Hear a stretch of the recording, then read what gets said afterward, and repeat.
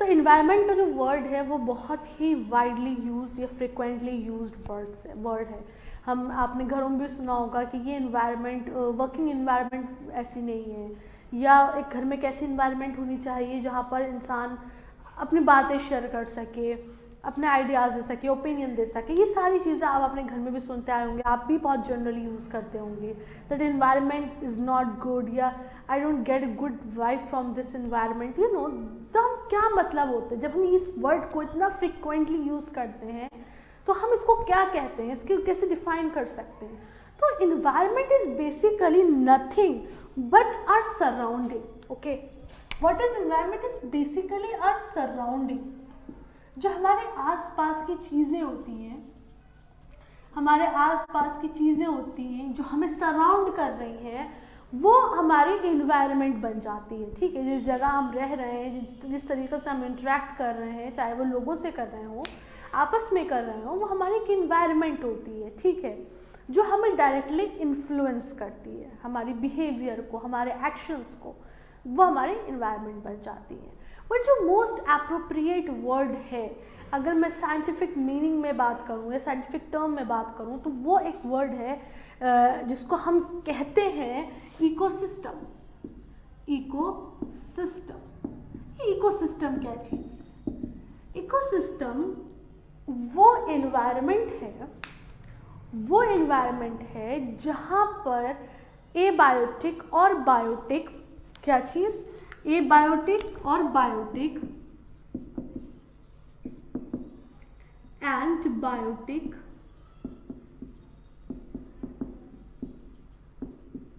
Things interact. ठीक है, abiotic and biotic things, या इसके अंदर एबायोटिक एंड बायोटिक फैक्टर्स जब इंटरैक्ट करते हैं तो वो आपस में इकोसिस्टम बना लेते हैं। ठीक है, एबायोटिक और बायोटिक का मतलब क्या है कि नॉन लिविंग, एंड बायोटिक का मतलब, क्योंकि ये बायो से आ रहा है, बायो का मतलब होता है लिविंग। तो जब नॉन लिविंग और लिविंग थिंग्स आपस में इंटरैक्ट करती हैं, आपस में मीट करती हैं, इन्फ्लुएंस करती हैं, तो उस चीज़ को हम, उस एरिया को हम इकोसिस्टम कहते हैं। ठीक है, क्या कहते हैं? इकोसिस्टम कहते हैं। इकोसिस्टम दो टाइप्स के हो सकते हैं। अभी हम एबायोटिक और बायोटिक को और थोड़ा सा डिटेल में जानने की कोशिश करेंगे, बट फर्स्ट अब ये सेंस क्लियर हो गया है कि हमारे जो बायोटिक और एबायोटिक कंपोनेंट्स हैं, वो जब आपस में इंटरेक्ट करते हैं तो वो क्या बना लेते हैं? इकोसिस्टम बना लेते हैं। ठीक है, इकोसिस्टम स्टूडेंट्स दो टाइप का होता है। ठीक है, कितने टाइप्स का होता है? दो टाइप्स का होता है। एक होता है आपका नेचुरल इकोसिस्टम,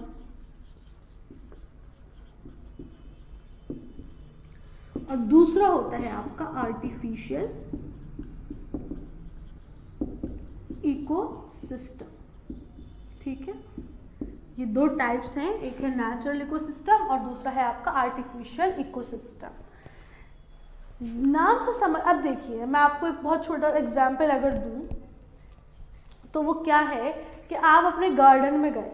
ठीक है, आपका घर है, आपके घर के ही आप लॉन कह लीजिए, चलिए, not go to the garden directly, let's take an example of lawn of your house. ठीक है, आप लॉन में गए, वहाँ पर आपको क्या क्या चीज़ें देखने को मिल सकती हैं। अब आप खुद सोचिए, I am giving you 30 seconds to think कि आपको लॉन में क्या क्या चीज़ें मिलती हैं, उसको ज़रा एनलिस्ट करिए। Take your time.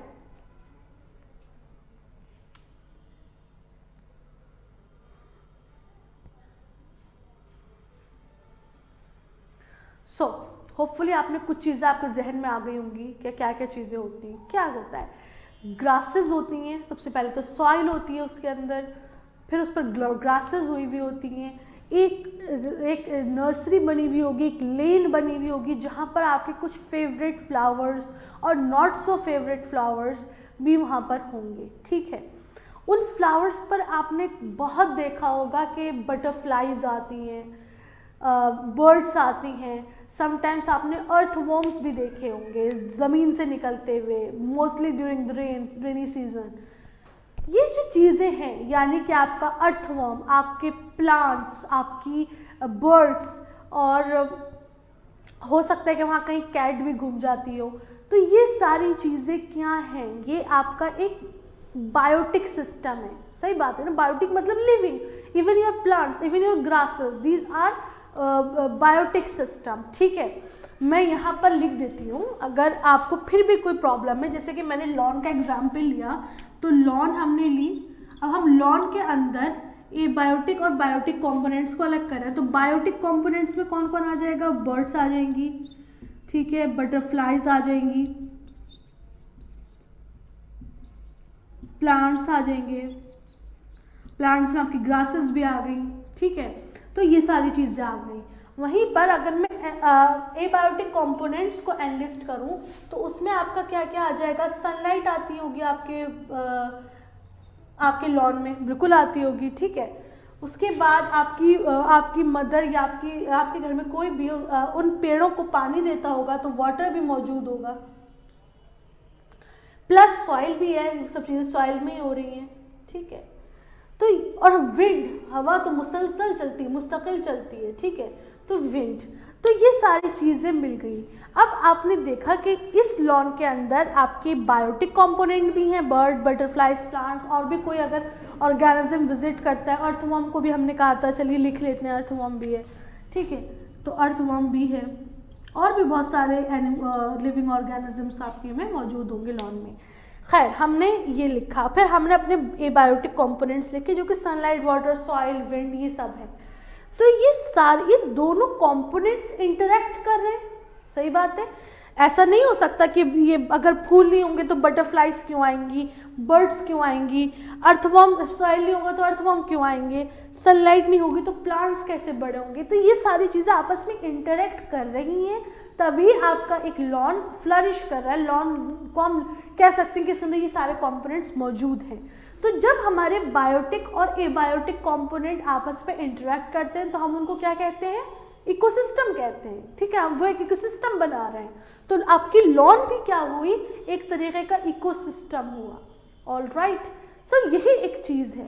तो लॉन भी आपका इकोसिस्टम हुआ। अब हम बात करते हैं नेचुरल और आर्टिफिशियल इकोसिस्टम की। हमें भाई इकोसिस्टम की कहानी समझ में आ गई। Now we will talk about natural ecosystem and artificial ecosystem. As the name suggest, natural means that is already been present, जो नेचुरली प्रेजेंट है।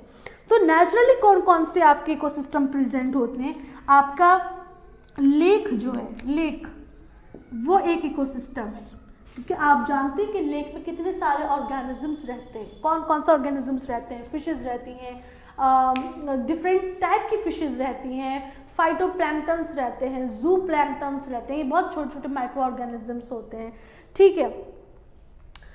पानी होता है, सनलाइट होती है, वहाँ पर एक्वेटिक प्लांट्स होते हैं, तो ये सारी चीज़ें होती हैं। लेक आपका इकोसिस्टम हो गया, रिवर्स आपकी इकोसिस्टम हो गए, ओशंस आपकी इकोसिस्टम हो गए।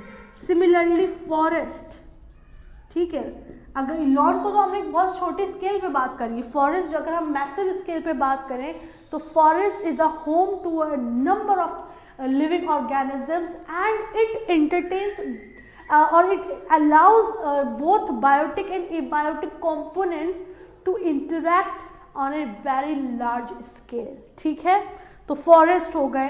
तो ये सारे एग्जाम्पल्स आपके आ गए नेचुरल इकोसिस्टम की। ये वो इकोसिस्टम है जिसको हमने नहीं बनाया, ठीक है, ये नेचुरली प्रेजेंट थे, ये कुदरत की तरफ से मौजूद थे और ये कुदरती इतने सारे ऑर्गेनिजम्स का होम है।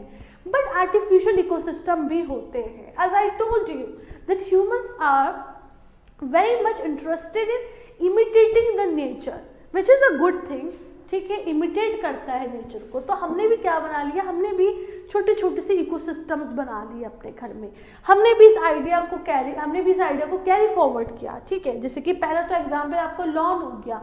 लॉन एक ऐसा इकोसिस्टम है जिसको आप मैनेज कर रहे हैं, आप उसकी देखभाल कर रहे हैं, आप डिसाइड करें कि यहाँ कौन सा पेड़ उगेगा, कौन सा नहीं उगेगा।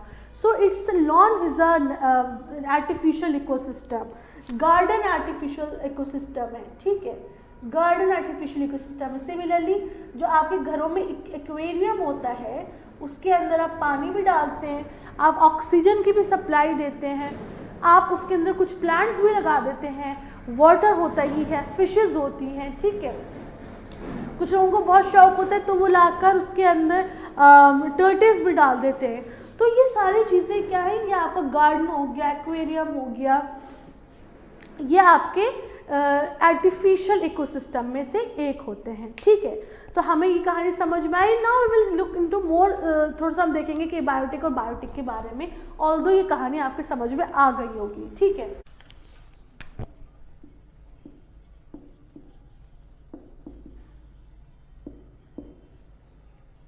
इकोसिस्टम को हमने बताया कि क्या है इकोसिस्टम, ये वो जगह है या वो इन्वायरमेंट जहां पर both abiotic and biotic components interact करें। ठीक है, तो एबायोटिक में हमें पता है, एबायोटिक का मतलब क्या होता है, नॉन लिविंग। क्या होता है, नॉन लिविंग। एबायोटिक का मतलब होता है नॉन लिविंग। तो नॉन लिविंग कंपोनेंट्स में क्या क्या आ जाएगा, वही सब चीज़ें जो अभी हमने आपको बताई। फिजिकल एबायोटिक या नॉन लिविंग, इसको आप फिजिकल भी कह सकते हैं, फिजिकल इन्वायरमेंट भी है। ठीक है, तो क्या क्या चीज़ें आ गई, आ जाती हैं यहाँ पर। आ जाता है वाटर, या फिर water in the form of rain, rainfall. ठीक है, then comes your soil, wind, sunlight, very important. ठीक है, सनलाइट, मिनरल्स जो सॉइल के अंदर मौजूद हैं आपके।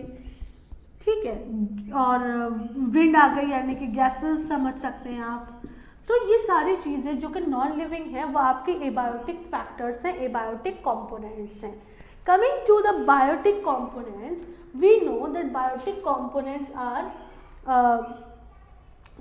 they can be divided into they can be further divided। ठीक है ना, बायोटिक की अगर हम बात करें, हम जानते हैं कि बायोटिक का मतलब है आपका कि ये जो आपके ह्यूमंस या एनिमल्स, बेसिकली अब हम इसको ज़्यादा अंदर नहीं जा रहे, हम इसको कह सकते हैं कि मान लीजिए all plants and animals they are living organisms. यही तो हमने लर्न वाले एग्जाम्पल से समझने की कोशिश करी थी। ठीक है, एनिमल्स एंड प्लांट्स। ठीक है, ये इसके एग्जाम्पल हैं बायोटिक के। But how do we categorize, how can we more इसको और ज़्यादा अच्छी तरीके से हम कैसे कैटेगराइज कर सकते हैं। तो बायोटिक को अगर मैं इस तरीके से कर दूं, plants and animals, okay, and then we further divide this biotic component, we see कि ये कुछ इस तरीके से है। और बहुत सारे आप में से कुछ बच्चे ऐसे भी होंगे जिनको ये बातें ऑलरेडी पता होंगी, बट स्टिल हम उसको for the sake of understanding हम और अच्छे से देख लेते हैं। ये प्लांट्स और एनिमल्स को हम इस तरीके से डिवाइड कर सकते हैं कि इनमें से कुछ प्रोड्यूसर्स होंगे, कुछ हर्बीवोर्स होंगे, कार्निवोर्स होंगे, या let's make it more simple,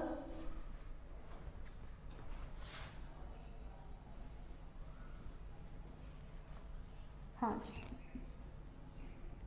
इसको ऐसे कर देते हैं। कुछ प्रोड्यूसर्स होंगे, कुछ कंज्यूमर्स होंगे, और कुछ डिकम्पोजर्स होंगे। ठीक है, ये टर्म्स हम पहले भी देख चुके हैं जब हम लाइफ प्रोसेसेस का यूनिट पढ़ रहे थे। ठीक है, बट ओके, इट्स ओके, हम अब इसको थोड़ा सा और डिटेल में और अच्छे तरीके से समझने की कोशिश करेंगे। So we have producers, we have consumers and we have decomposers. Producers क्या होते हैं स्टूडेंट्स? प्रोड्यूसर्स वो ऑर्गेनिजम्स हैं जो कि अपना खाना खुद बनाते हैं, यानी कि अपने आप, ये एक सेल्फ सस्टेनिंग कैसी इन्वायरमेंट, सेल्फ सस्टेनिंग इन्वायरमेंट बनाते हैं, सेल्फ सस्टेनिंग। ठीक है, ये सेल्फ सस्टेनिंग इन्वायरमेंट बनाते हैं। प्रोड्यूसर्स कौन थे? हमारे प्लांट्स थे। ठीक है, ऑल प्लांट्स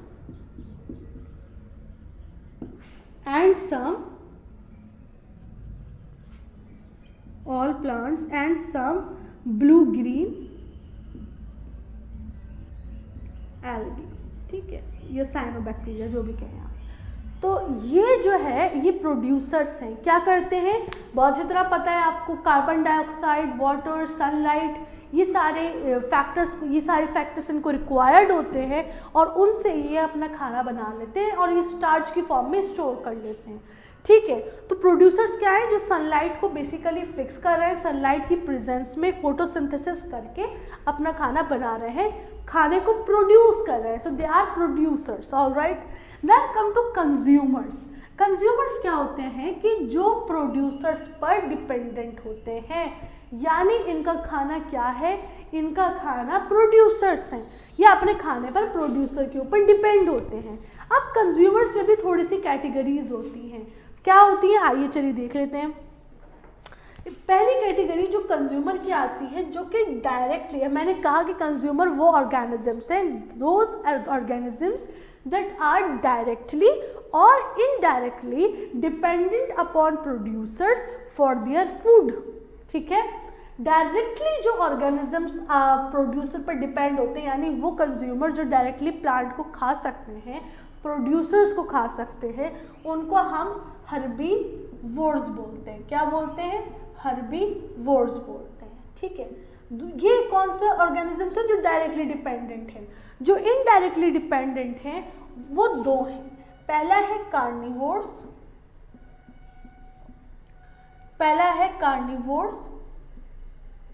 ठीक है, और दूसरा है ओमनिवोर्स, ठीक है। कार्निवोर्स क्या करते हैं कि ये उन ऑर्गेनिजम्स को खाते हैं, जो कि प्लांट को डायरेक्ट खाते हैं, यानी कि दे फीड अपॉन हर्बीवोर्स। ये किन पर फीड करते हैं, ये हर्बीवोर्स पर फीड करते हैं, ठीक है। ये कार्निवोर्स उन ऑर्गेनिजम्स को फीड करते हैं that directly consume the producers. तो कौन से हैं वो ऑर्गेनिज्म जो डायरेक्टली प्रोड्यूसर पर को कंज्यूम करते हैं, हर्बीवोर्स। तो हम दूसरे लफ्जों में कह सकते हैं कि कार्निवोर्स वो ऑर्गेनिजम्स हैं जो कि हर्बीवोर्स को खाते हैं, ठीक है, ऐसे भी कह सकते हैं। दूसरी कैटेगरी है कंज्यूमर्स की, ओमनिवोर्स की। ये बहुत इंटरेस्टिंग होते हैं। ओमनी का मतलब भी बोथ होता है, ठीक है ना। तो ओमनिवोर्स क्या करते हैं, ये डायरेक्टली भी प्रोड्यूसर्स को खा सकते हैं और ये हर्बीवोर्स को भी खा सकते हैं, यानी they can feed upon herbivores and they can also eat the producers. तो ओमनिवोर्स वो कैटेगरी हुई। कंज्यूमर्स के अंदर तीन कैटेगरीज हैं, हर्बीवोर्स, कार्निवोर्स एंड ओमनिवोर्स। इन तीनों के अंदर एक बात कॉमन है कि ये अपना खाना खुद नहीं बनाते, ये अपना खाने के लिए डायरेक्टली और इनडायरेक्टली प्रोड्यूसर्स पर डिपेंड करते हैं। Then the third and most important category comes of decomposers. Decomposers का जिक्र निकला था, इनको हम saprotrophs भी कह सकते हैं, we can call them saprotrophs, क्योंकि ये किस पर फीड करते हैं, decomposers किस पे फीड करते हैं, डी से मैंने बताया था, याद रखिएगा, dead and decayed matter, ठीक है, ये मैंने बताया था, डी से याद रखिएगा। डेथ एंड डिकम्पोजर्स कौन से होते हैं, जो डेड एंड डिकेड मैटर पर डिपेंड करते हैं। और इनके क्या एग्जाम्पल्स होते हैं, वो होते हैं bacteria and the second class is fungi. ये क्या करते हैं, ये करते ये हैं कि जो कॉम्प्लेक्स ऑर्गेनिक ऑर्गेनिजम्स होते हैं, क्या होते हैं, I hope this side of board is visible to you। जो कॉम्प्लेक्स ऑर्गेनिक मैटर होता है उसको ये ब्रेक डाउन कर देते हैं। क्या कर देते हैं, ब्रेक डाउन कर देते हैं इनटू सिंपल इनऑर्गेनिक मैटर में। सिंपल इनऑर्गेनिक मैटर में ये खाने को डेड एंड डिकेड मैटर को तोड़ देते हैं, ब्रेक डाउन कर देते हैं। सो दिस वाज और दिस इज अ लिटिल और इन अ नटशेल, ये एक ब्रॉडर पिक्चर पे ये सारी चीज़ें हमें पढ़नी है, ठीक है। हमें इन सब के बारे में पढ़ना है कि producers, consumers and decomposers, how they are related, how they are connected. तो अगली जो हम पढ़ेंगे, अगला सेगमेंट हमारा, वो हम इनके बारे में पढ़ने की कोशिश करेंगे। तो अगर मैं फिर से एक बार रिकॉल करवाऊँ सब चीज़ों को, तो जल्दी से हम एक बार रिकैप कर लेते हैं कि हमने देखा कि इकोसिस्टम क्या होती है, वो जगह या वो इन्वायरमेंट जहाँ पर हमारे ये बायोटिक और बायोटिक ऑर्गेनिजम्स आपस में इंटरेक्ट करते हैं। फिर हमने देखा इकोसिस्टम दो तरीके की होती है, natural ecosystem and artificial ecosystem. Natural ecosystem वो होता है जो नेचुरली प्रेजेंट होता है, जिसकी टेक केयर नेचर करता है, ठीक है, and it is present on a very large scale. तो उसमें एग्जाम्पल्स हम देखें, रिवर्स, स्ट्रीम्स भी, लेक्स, ओशंस, फॉरेस्ट, ये सारी चीज़ें किस में आती हैं, आपके नेचुरल इकोसिस्टम में आती हैं। दूसरा हमने कैटेगरी देखी विच वाज आर्टिफिशियल इकोसिस्टम, और आर्टिफिशियल इकोसिस्टम वो होता है जिसको हम टेक केयर करते हैं, जैसे कि आपका गार्डन हो गया, एक्वेरियम हो गया, क्रॉप फील्ड्स भी, ठीक है, जो क्रॉप फील्ड्स होती हैं, कल्टीवेशन होता है, इसको भी हम अपने हिसाब से कंट्रोल्ड इन्वायरमेंट होती है, कंट्रोल्ड, ठीक है ना, हम उसकी कंडीशन को कंट्रोल कर सकते हैं। वो क्रॉप फील्ड हो गई, या फिर आपकी, हाँ, क्रॉप फील्ड कह सकते हैं, क्रॉप फील्ड, आपके एक्वेरियम, आपका गार्डन और लॉन, ये सारी चीज़ें आपकी आर्टिफिशियल इकोसिस्टम में आ गई। फिर हमने बात करी थोड़ी सी और डिटेल में about abiotic and biotic system. तो हमने देखा अब एबायोटिक या नॉन लिविंग या फिर फिजिकल इन्वायरमेंट आपकी ये सारी चीज़ों से मिलकर बना होता है, water, soil, wind, sunlight and minerals, ठीक है। फिर और बायोटिक में आपको बहुत अच्छे से पता है, एक बहुत ही ब्रॉड कैटेगरी है जिसको हम प्लांट्स एंड एनिमल्स के नाम से जानते हैं। हमने किया कि हमने इनको इनके रोल के हिसाब से डिवाइड कर दिया कि ये कैसे काम कर रहे हैं, ठीक है, नेचर में इंटरेक्ट हो रहा है, लेकिन इनका इंटरेक्शन, इनका खुद का रोल क्या है। तो हमने देखा, हमने जो बायोटिक कंपोनेंट्स को प्रोड्यूसर, कंज्यूमर्स और डिकम्पोजर्स में डिवाइड कर दिया, और हमें पता है कि प्रोड्यूसर्स जो होते हैं वो एक सेल्फ सस्टेनिंग एनवायरनमेंट क्रिएट करते हैं। सेल्फ सस्टेनिंग में आपका मतलब है कि खाना खुद बना सकते हैं, ये फोटोसिंथेसिस कर सकते हैं, they are able to photosynthesize. Producers को आप ऑटोट्रॉफ्स भी कहते हैं, ठीक है, ये सारी बातें हम अपने लाइफ प्रोसेसेस वाले यूनिट में कर चुके हैं। तो उसमें आपको अगर और डिटेल में समझना है, you can go to and watch that video. तो प्रोड्यूसर्स जो है आपके प्लांट्स और ब्लू ग्रीन एल्गी आ गए। Then on the other hand there are consumers. Consumers का काम क्या है कि ये डिपेंड होते हैं प्रोड्यूसर्स पर अपने खाने के लिए, ईदर डायरेक्टली और इनडायरेक्टली। डायरेक्टली में आपके आ जाते हैं हर्बीवोर्स, जो कि खाना डायरेक्ट प्लांट्स को खा लेते हैं, फॉर एग्जाम्पल योर डियर, गोट, ये सारी चीज़ें आपकी, बफेलो, काऊ, ये सारे आपके प्रोड्यूसर्स को खाते हैं, प्लांट्स को खाते हैं। Then comes the other category which is carnivores. Carnivores they depend upon the herbivores. They eat herbivores, ठीक है. And omnivores they can eat either the herbivores or the producers directly. They can eat both. Decomposers जो थी वो हमारी बहुत interesting class है, बहुत interesting category है। एंड डिकम्पोजर्स को हम सैप्रोट्रॉफ्स भी कहते हैं, और डेड एंड डिकेड मैटर पे ये रिलाई करते हैं, जिनमें से इनके एग्जाम्पल्स हैं बैक्टीरिया और फंजाई। बैक्टीरिया और फंजाई कैसे काम करते हैं, वो क्या करते हैं, जो कॉम्प्लेक्स ऑर्गेनिज्म होते हैं, कॉम्प्लेक्स ऑर्गेनिक ऑर्गेनिजम्स होते हैं, ये मैटर होता है, उसको ये ब्रेक डाउन कर देते हैं इनटू सिंपलर इनऑर्गेनिक मैटर, ठीक है। यहाँ तक कोई कंफ्यूजन, क्लियर हो गई बात? चलें जी आगे बढ़ते हैं। अब आ जाइए कि अब हम बात करे जा रहे हैं कि जी प्रोड्यूसर को कंज्यूमर्स खाते हैं, कंज्यूमर्स को कंज्यूमर जब डेड एंड डिके हो जाएंगे, या कोई भी डेड एंड डिके मैटर होगा, चाहे वो प्रोड्यूसर हो या कंज्यूमर हो, उस पर आके फीड कर देते हैं डिकम्पोजर। ये बात हम सुने जा रहे हैं, ये क्या चीज़ है, ये कैसी एक साइकिल है या कैसी एक बात है जो एक की बात एक हो रही है। तो इसको हमने बहुत अच्छा सा एक नाम दे दिया, और वो नाम क्या दिया हमने, फूड चेन का। क्या नाम दिया? फूड चेन का हमने इसको नाम दे दिया, ठीक है, फूड चेन बन